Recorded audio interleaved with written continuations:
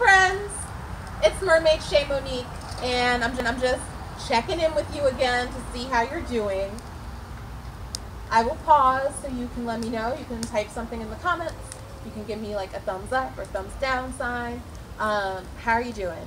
We are at day, gosh knows how many, of social distancing, and you know I love being around people, and I'm sure many of you do too, and so I'm sure this is quite challenging.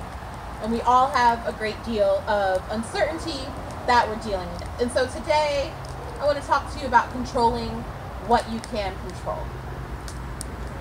And while we don't have control over when things are going to open back up, we don't have complete control over even whether or not we'll come down with the coronavirus. We can control our home environments, but we can't control the world outside of us.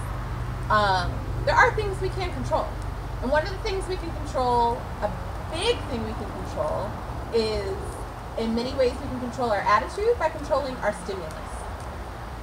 And so, particularly now, as many people are watching a lot of movies, reading a lot of books, spending a lot of time on social media, now is a really good time to make sure that the content you're consuming is content that feeds you and nourishes you.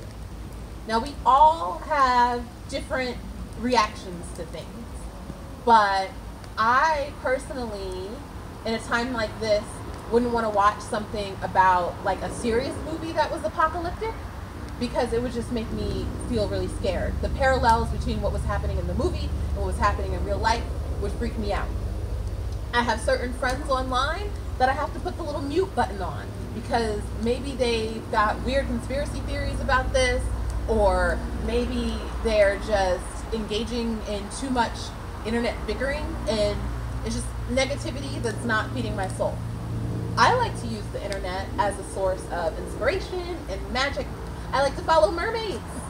I like to, see what people's cute babies are up to. And I like to watch kind of lighter things during heavier times because it's important for me, and part of my self-care is curating the environment that I'm around or that I'm in. I've also been trying to stay on top of making sure I have a nice home environment. I'm really, really, really, really grateful that I have a lovely backyard with a cute little fire that I can hang out in. And I know we don't all have that, but I've been working to tidy up and spruce up my home. I've been diffusing essential oils, all to make the space I'm in, the space that I do have control over, more lovely. So today's kind of self-care reminder is just to think about the content you're taking in and the environment you're in, and control that and make that something that optimizes you. Do you have a friend you talk to every day who's just doom and gloom? Maybe talk to them once a week. I mean, you want to commiserate with them and love them because I'm sure you guys have a connection, but if they're just bringing you down energetically, that's not helping you right now. So think about the things that spark joy, that give you life, that uplift you, that encourage you, and do more of those things. If you're someone who spends a lot of time on Instagram, literally if you just search for a certain type of stuff enough, your Instagram, explore page will start giving you more of that. So if you want to start searching for, oh gosh, beautiful beaches and mermaids and, maybe inspirational speakers, your explore page will feed you more of that. So that is the cool thing about the era of technology we're in, is that as you kind of raise the vibration of what you're looking at, what will be fed to you will kind of give you more. So we're definitely in a time where there's a lot of things we do not have control over, and we just have to kind of just let it go. And you may want to journal, hey, it's really frustrating. I don't know when I'm going to be able to go back to work.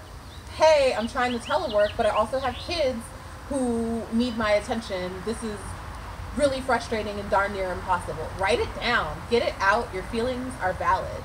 I have a lot of anxiety because I just do not know what's going on. I encourage you to write it and just get it out. Or phone a friend who will hear it but won't perseverate with you on it. But also, Find ways to feed yourself things that are going to make you feel good, make you feel inspired, make you feel better. And while I'm talking about that in terms of content, that also applies to your food. You know, there's times when it's like, oh, I just want to eat a pint of ice cream and veg, and that'll keep me in a low space. Whereas sometimes eating more nutrient-rich food will elevate me. So we can't control it all, but we are all in this together. I love you. I want you to have an awesome day. I want you to spread some sort of goodness to someone you interact with, either in person or online. And I will be checking in with you. Let's take some breaths because your breathing is so important. And then we will chat later. So let's do like 4 really deep breaths. Let's breathe in. Hold. And release. Breathe in.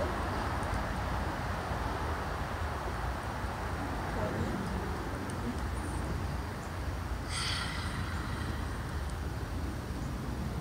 Breathe in. Hold.